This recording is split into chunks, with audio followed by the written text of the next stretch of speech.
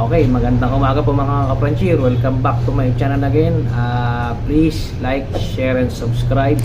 Kahapon po, ginawa po namin yung return tube na ng diesel. Kasi po yung nakaraan na putol namin. Sobrang higpit ng mga injector nut. Hindi natanggal, napuwersa na putol. Okay. Ang talaga rito, pinagawa po namin dito, nagkaroon po kasi ito ng issue na mapagkakamulan nyo po na yung connecting rod ay maingay, pero hindi pala. Naging issue po about sa tang sound. Yung pong injector nozzle, may isa pong stack up o pakat, kaya nagkakaroon ng fuel knock. At mamaya pakikita ko po sa inyo yung nakaraang video. Hindi ko na kasi nakuha to bago gawin yung tumatakbo na maingay. Pakikita ko sa inyo, ipa-flash ko po dito talaga maingay. Ngayon po tahimik na siya, napaka-calibrate yung nozzle, calibrate cleaning, okay na. At nagpalit po ng isang nozzle tip na isa dahil pakat po yung isa na siyang dahilan po rito kaya nagtatang-tang-tang. Ngayon paanda rin po natin to, papalitin ko sa inyo para maano nyo. So, okay, umaandar na po. Kaya po, tahimik na po. Wala na po yung tang sound. Talagang pangihina akin yung loob. Pagkakamalan nyo po connecting rod. Okay.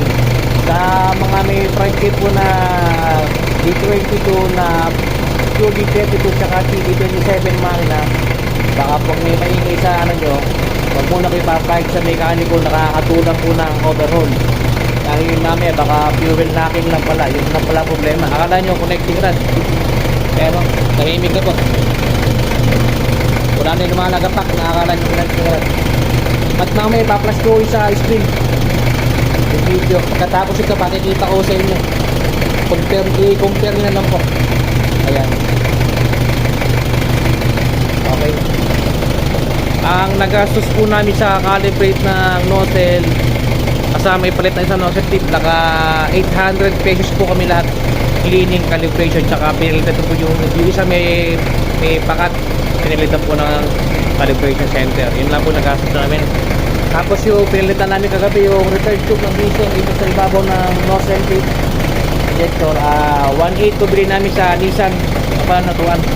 Okay. Patayin muna natin yung makina. Papatayin nga muna ba?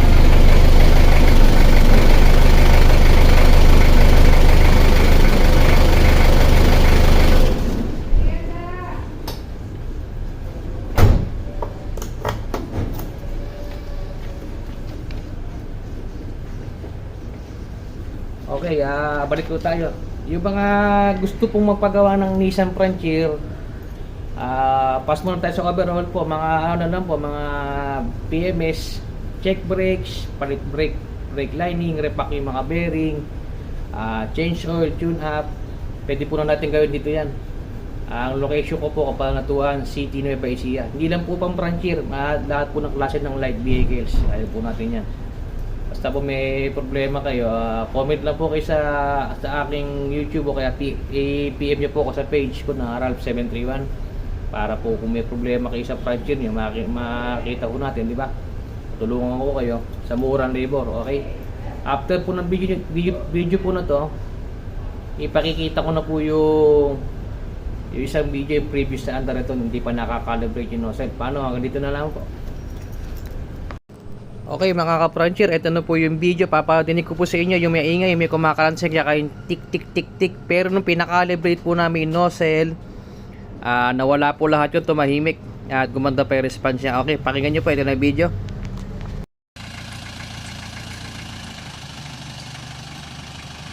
Yeah. Ayaw nga.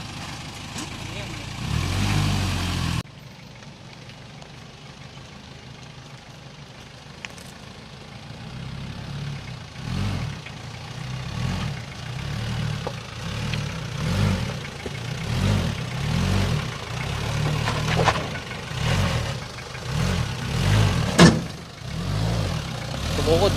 A few moments later. Okay, welcome back to my channel again mga ka-Frontier. Dito po tayo sa shop namin. Papalitan natin ito ng return tube pipe. Last time nagpa-calibrate kami ng nozzle injector. Nabali po yung fuel return na yung tubo rito sa ibabaw na dahil sobrang higpit po nung gumawa na nakaraan, hindi ko napapangalanan yung calibration. Sablay ang ginawa, puro Teflon.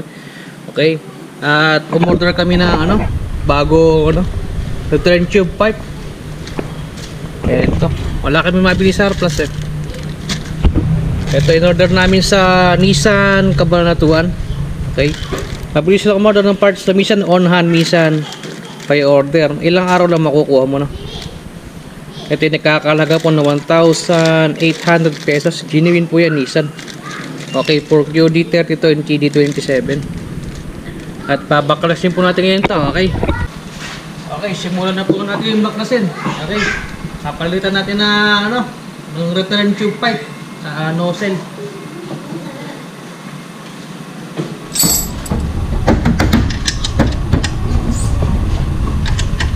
Yung problema sa QD32, masyado marami nakaharang.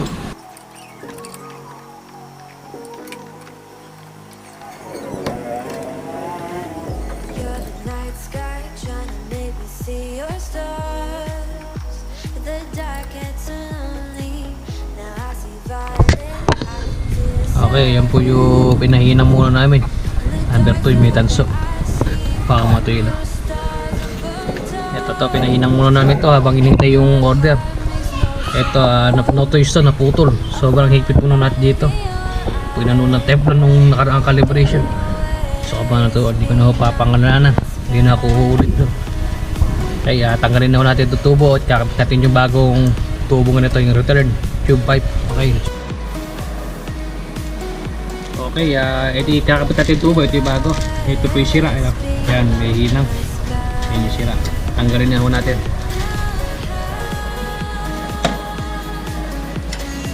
Wala mo to. Yan. Tanggalin natin. Hindi pa ako nakabili ng flare nut wrench. Yan. Yan lang pagluwag yan. Hindi kami nagpapagawa sa sakit sa labas. Hindi man nagagawa mabuti.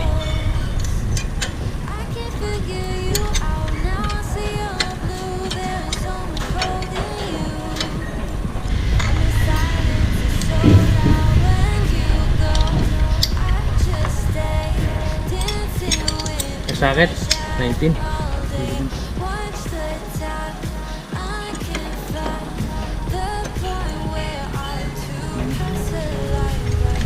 Sakit pa. Wala may tubo nun.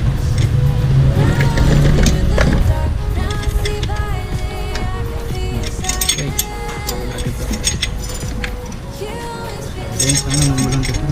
Yeah. Bilig lang. Puro Teflon. Wala tanggalan na siguro.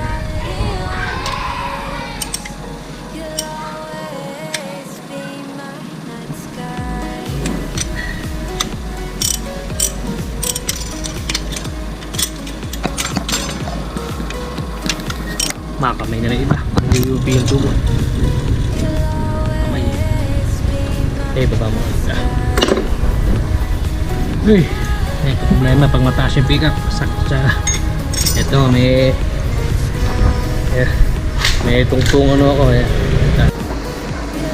okay, tatanggal na po natin yung mga nut. Ito naman tubo. Ito yung nut screw. Philip ba?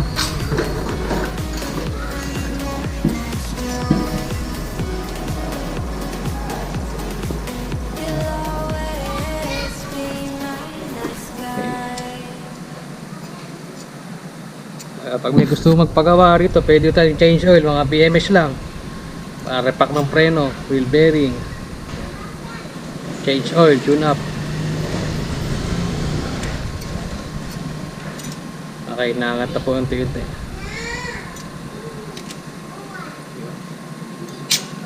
Yun, nahihirapan din kami pasok yan.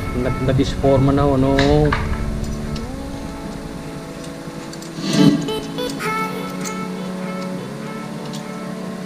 okay.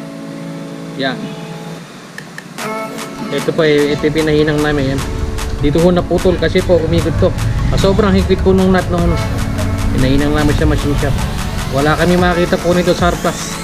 Kaya nauwi kami dito sa branch yun. Ikakabit na po namin to. Ito pala yung washer. Kailangan po panapalit to at bago po palagi. Para ulan sa calibration na nabibili po. May butas. May butas yan, hindi siya ordinaryong washer. Pingga ata.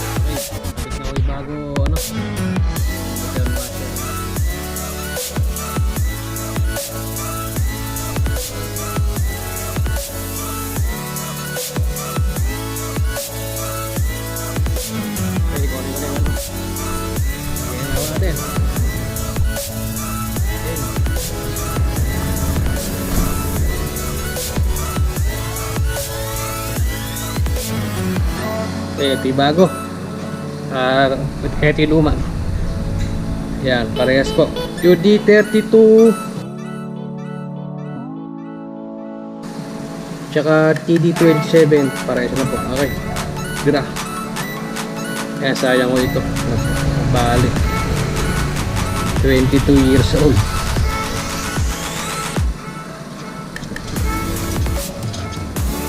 Yan. May tago na itong spare.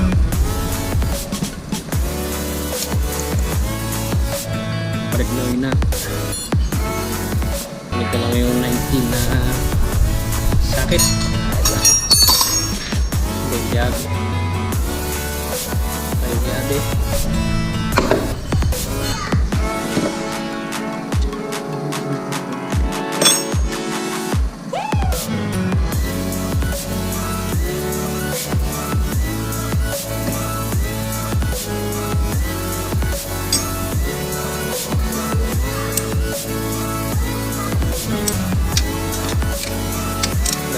Lalay na.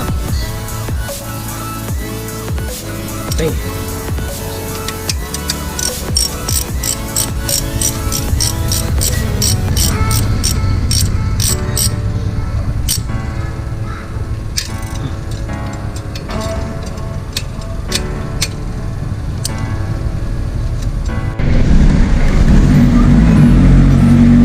Okay, baka na po. I-flip natin yung tubo ngayon. I-flip natin yung tubo. Baka mata.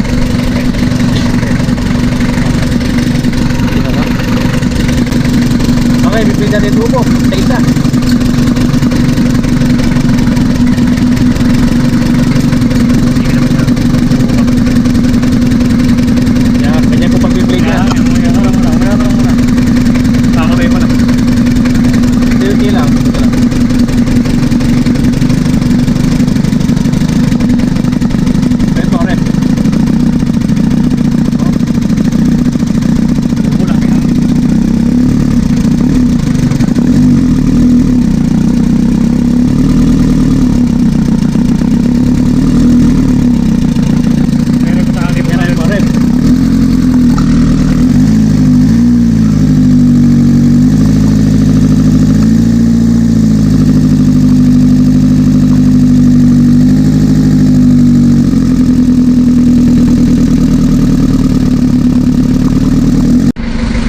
Okay, na-i-bleed ko na po. Okay, okay, kakapitan lang namin yung manifold. Okay, sab may gusto po magpagawa. Okay na. Okay, okay, napuno na tayo. Natapos na. Isang oras ang nagawaan. Nalobat na rin yung GoPro natin. Ito yung cellphone, ito na cellphone pag-record natin. Nung kaya naputol yung tubo nito kasi pinakalibrate namin yung nozzle, 4. Kaya ayaw matanggal ng isa, naka-stack up. Piniwersa namin, naputol yung tubo. Ayun, nililitan namin bago. Ang naging issue po nito, yung fuel knock. Yung isang number 4 po na injector, pakat po yung nozzle. Stack up. Kaya, kung sa ibang mekaniko po, hatuloy na ng connecting rod. Dahil may tang gagano, maingay po. Akala nyo connecting rod yung pala, fuel knock lang po. Okay, at yung mga gusto po magpa-PMX na Nissan Frontier, change oil, tune up, repack preno, Dito lang po ako sa Cabanatuan City. PM nyo lang po ako, kaya comment kayo, mababasa ko yun. Ito po yung pick up. Tapos na po, okay, hanggang dito na lamang po ang ating vlog. Maraming salamat po. Paki-subscribe na rin po yung aking YouTube channel. Thank you. Okay, natapos na po natin gawin lahat. Palit tubo. Naipakalibrate ng nozzle na yan po. Tahimik na. Ayan, tahimik. Pino-pino yan. Wala na po yung parang connecting rod. Yung tang-tang-tang-tang. Wala na.